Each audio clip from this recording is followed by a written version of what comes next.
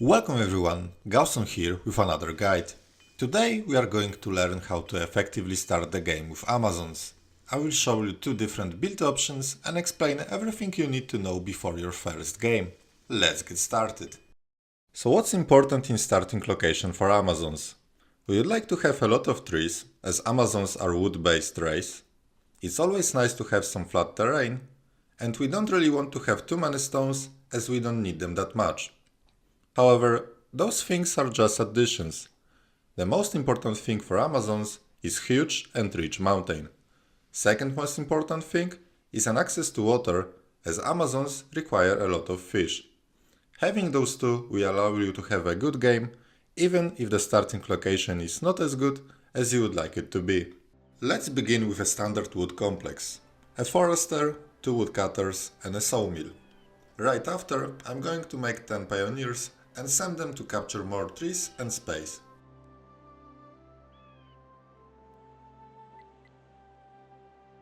While I'm going to scout them up, let's talk about settlers proportions. I'm going to recommend 15% carriers, 20% diggers and 25% builders, which are the same proportions that I'm using in multiplayer games. Why those numbers? Well, our plan is to get a big house as soon as possible. Those proportions will allow you to get it done without lacking settlers, while still having 10 pioneers to capture some more land meanwhile. And why exactly are we rushing the big house? First of all, Amazons require much more pioneers and geologists than other races. Getting them as soon as possible will allow you to develop effectively.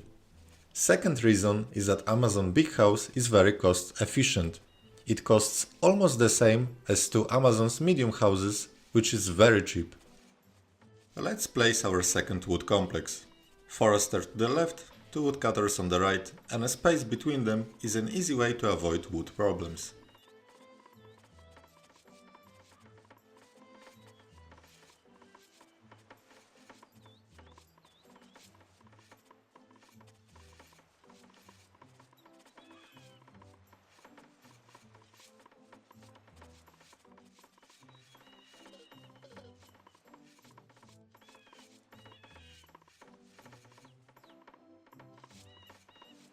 Let's add one more woodcutter to have 5 of them in total.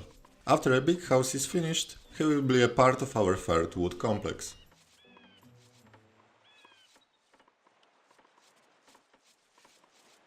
Our pioneers should capture as many trees as possible.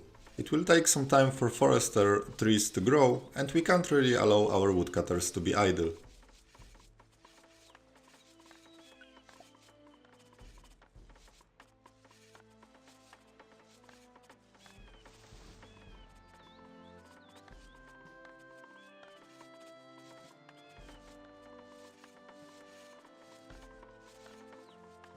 When you are placing buildings, keep in mind that you have to place a big house somewhere, which is, well, big. It does not have to be a flat terrain. We can allow ourselves to spend some time on shoveling, as we don't have all necessary materials yet anyway. In this example, I did not leave any space, but I can easily capture it with my pioneers.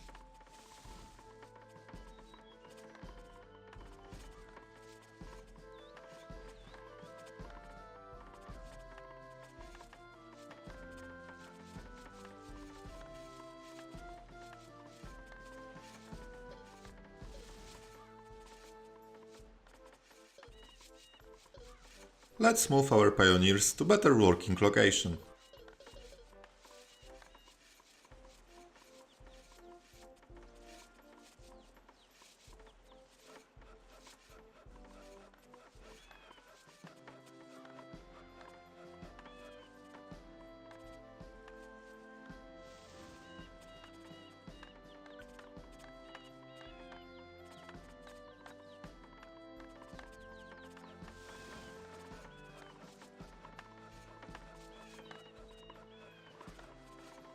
While our big house is getting ready, we should make sure that our shovelers aren't idle. Meanwhile, we can prepare stonecutter, our third wood complex, and other useful buildings like fisherman or beekeeper's hut.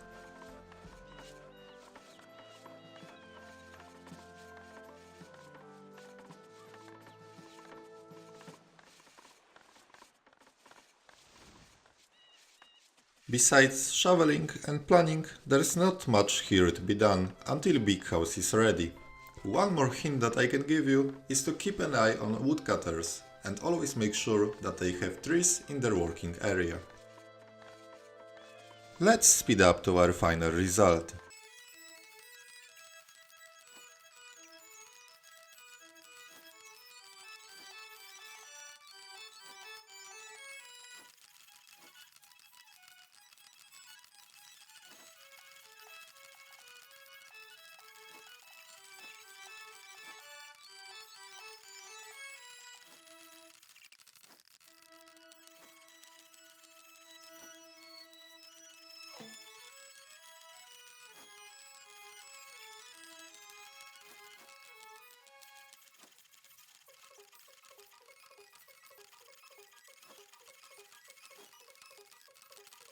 Our big house is now ready, so let's summarize our build order. To get a big house as soon as possible, we are going to need 5 woodcutters, 2 sawmills and 2 foresters. Getting a big house so fast with this build will only work if we won't have any enemy closely, which means that we don't have to build any towers. Now let's have a look at another build, in which we'll have to secure some space before getting a big house. Once again we are on the same spot. But this time, let's make one assumption, that on the left of us there is enemy player. Obviously, we don't know that from the beginning of the game, so we are going to start normally with a wood complex as we did in the first example. Let's make 10 pioneers and scout. As an Amazon, it's crucial to watch for enemy soldiers scouting the map, as they can give us a hint where the enemy can possibly be.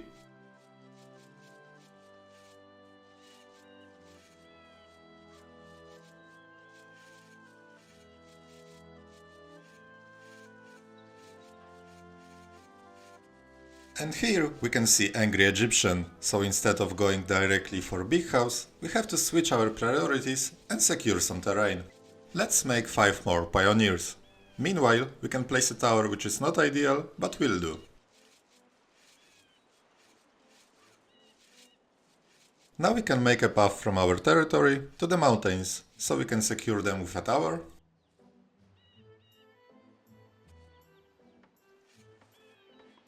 This time, instead of big house, we are going to start with a small one. Don't get me wrong, it's still possible to go for a big house directly, but I would like to show you an alternative. The point of that small house is to get some settlers that will make up for additional pioneers that we've created, and also to make few geologists, so we can get information about mountain resources much faster. After placing a small house, let's start second wood complex with 2 woodcutters. Very soon we'll be able to place a tower near mountains, so let's wait for it before placing the rest of the buildings.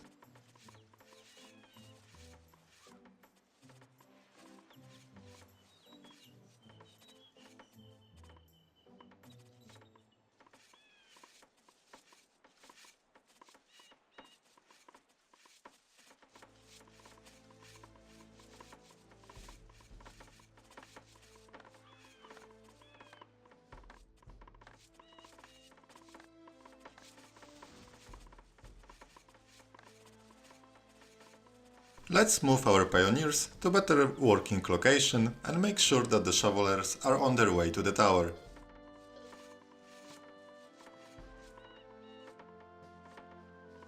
I'm going to reduce the number of shovelers on woodcutter so they move to the tower, and increase it back right after they start to move. Now we can place missing forester and a sawmill.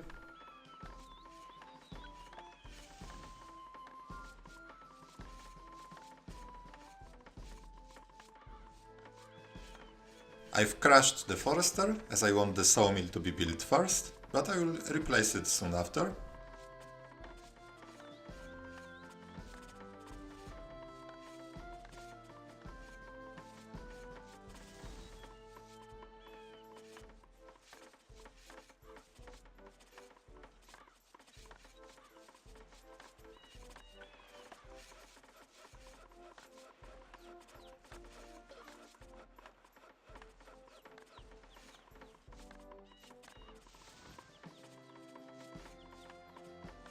Let's scout a little bit more.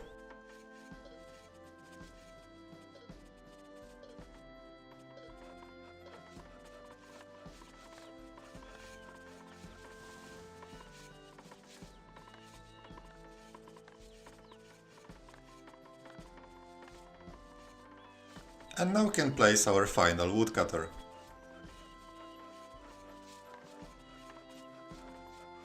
As our small house is ready, let's make 5 geologists.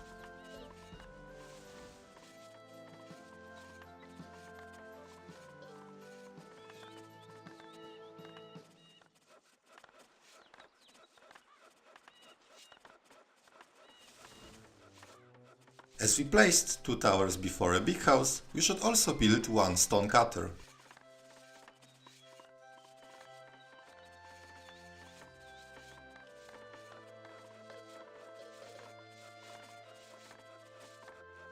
We will allow ourselves to build a third forester. On this spot it's not really necessary, but I would definitely recommend doing that if you are worried that your third wood complex in the future might lack trees to work with. And that's basically it. All we have to do now is to make sure that everything is built in right order. Of course, as always, we have to keep our shovelers busy and prepare buildings on which we are going to work on after the big house is ready. Once again, let's speed up to the final result.